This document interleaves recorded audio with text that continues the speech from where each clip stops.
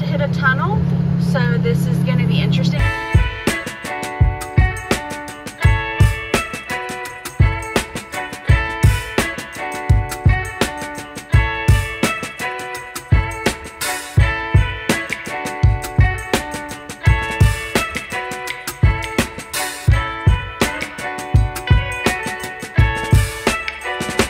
You're stuck with me.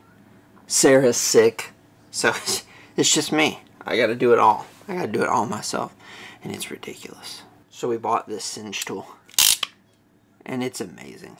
It's I don't even know. I don't know what it is. Anyway, see that? Look at that. That's the cinch tool. And the reason we need this is because most of your RV plumbing has PEX, and they have these little clamps. And these clamps are a pain in the butt to close. Because normal pliers can't get into the little grooves. There's almost nothing you can use. We've bought other tools that were supposed to be able to use for this, but they don't work. You need one of these. So get yourself one of these. All the plumbing, at least in our camper, is all PEX, all clamped with these. So I think that this will pay off.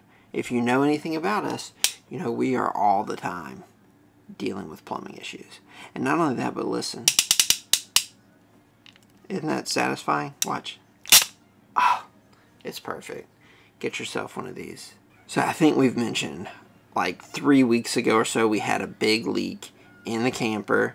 I say big, it wasn't that big, but it was bad enough we called an RV tech because we tried to close these things and couldn't do it. So we called an RV tech who came out. He clamped them all for us, said that that's probably all that it was just some of these came loose. So we thought no big deal. But then we noticed a little bitty leak again. We could see a little drop where it was wet. So we looked and we found it was leaking at one of our elbows. So we went ahead and ordered the tool and gave it a shot on our own. So we believe it's leaking probably from here. But as you can see, it's kind of a cluster of stuff going on here. Clint went to go and turn the water on to see if we can see for sure where it's coming from. One thing that we struggled with was, I don't know if you've ever touched a cold water line, which is what was leaking for us. But a cold water line and a wet water line feel exactly the same. So I would recommend using a paper towel. We just fiddled around with the things forever trying to figure out if it was leaking or just cold. So use a paper towel. Get something dry, rub it down the line, and see if it's wet when you pull it off. Because your hand, not adequate. And we had to feel for it because the leak wasn't active when we looked. We couldn't actually see where it was leaking.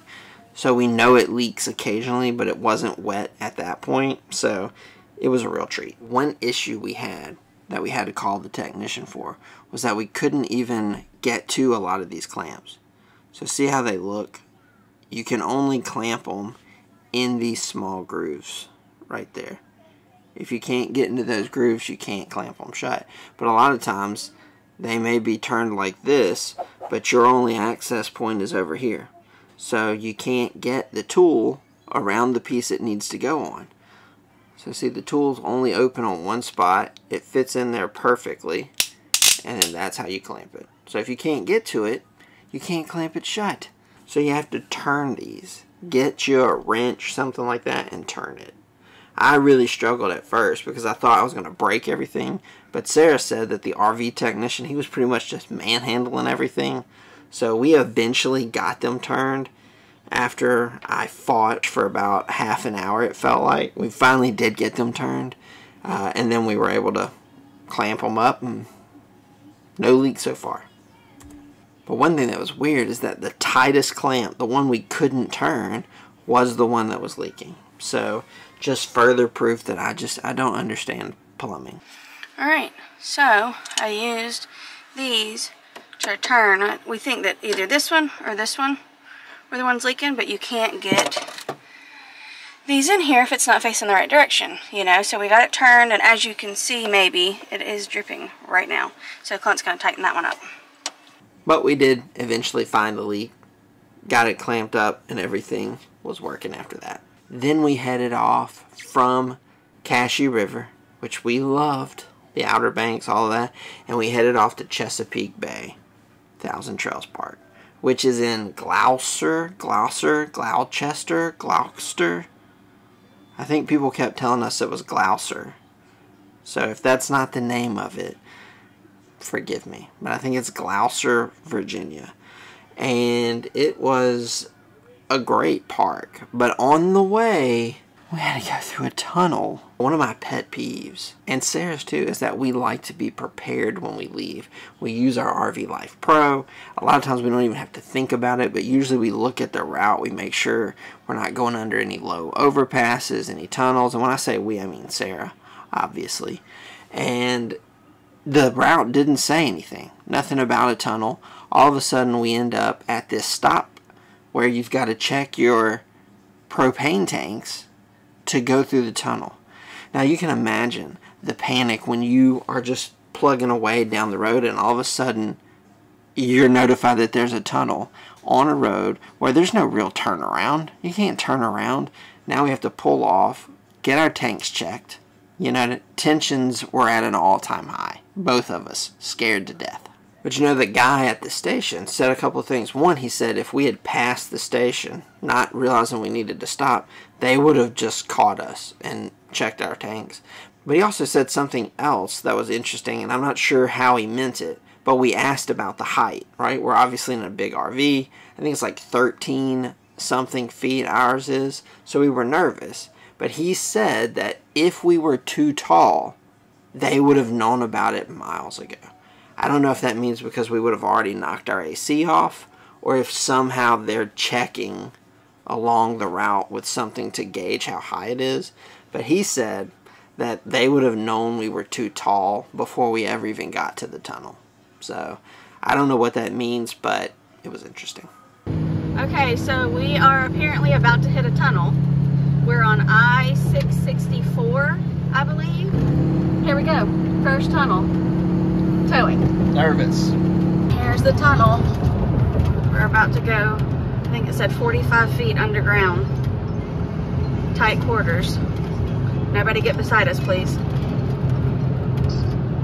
I think this was easily the scaredest I've been while I was driving. Tried to hold it together, but incredibly nervous. Seemed like there was very little wiggle room, no room for error, and no one else cared that we were scared. So they were just flying past us. It was really intimidating. But we made it to Chesapeake Bay, and we loved staying there. Look at this. Starting to look like a real RV family now. And yes, as you can see, we got a clam. We went and bought the clam from people who are about to start their own full-time RV journey. What are the odds? And honestly, it was just as easy as people say to set it up. You just throw it up, no big deal. But at Chesapeake Bay, there are sweet gum trees everywhere. I don't even know what a sweet gum tree is, but it lets off all this pollen, and the pollen was so bad that we literally could not even use the clam because we were all struggling to breathe every time we were outside. So, and I have seasonal allergies, so it's normal for me, but Sarah and the kids, normally they're not bothered by it. But there was so much pollen everywhere that we probably will end up cleaning the camper here soon just to kind of get it reset. And then this week was also Easter. Harper and I took a little date night, and I found one of those painting classes, and we did that and painted this cute little Easter bunnies. We are about to do Easter bingo. I guess it's like candy bar bingo. We had to bring a candy bar for entrance. Kids are getting ready. We got participation prizes. We're still playing though. Say Happy Easter! Happy Easter! Look at us, we're all cleaned up, headed to church. We did an egg hunt at the campsite, and it was mass chaos. They just threw the eggs everywhere. I think normally they have a field that they help hide eggs in, but they were emptying out their pools to open it up for the new swimming season, and so the field was flooded. So they literally just had eggs thrown everywhere, lined up what felt like a million kids, and then just yelled go. and they just all took off, and it was hysteria. I have no idea what happened. I lost all my kids, but what do? It was fun, something for them to do. And then we painted our own eggs. Easter eggs! We bought those little plastic kind. Harper's in her Christmas PJs. Theo doesn't quite get it, but he likes to stack them up and up and up and up and up. Lucas is making some really cool color concoctions. We painted our own eggs. We bought some kind of paper eggs, but you could paint them. It was awesome. And, of course, we hid eggs for days after that in the camper. And the kids loved it. And then Sarah made us breakfast, which is one of our favorite dinners. If you don't eat breakfast for dinner, you know what I mean? Get your life together. We're going to have breakfast for dinner. Kind of out of season, maybe? But we're going to do pumpkin pancakes and hash browns and ham steaks. We all love these ham steaks, kind of like you get at Waffle House. So we're going to have some of these too with dinner. Yummy! We got pumpkin pancakes, pumpkin chocolate chip pumpkin chocolate chip pancakes, some ham, some scrambled eggs, and some hash browns. Yum. So it was awesome. We did a lot more at Chesapeake Bay, and we can't wait to show you guys in the upcoming videos some of the things we've done. So we'll see you guys in the next one.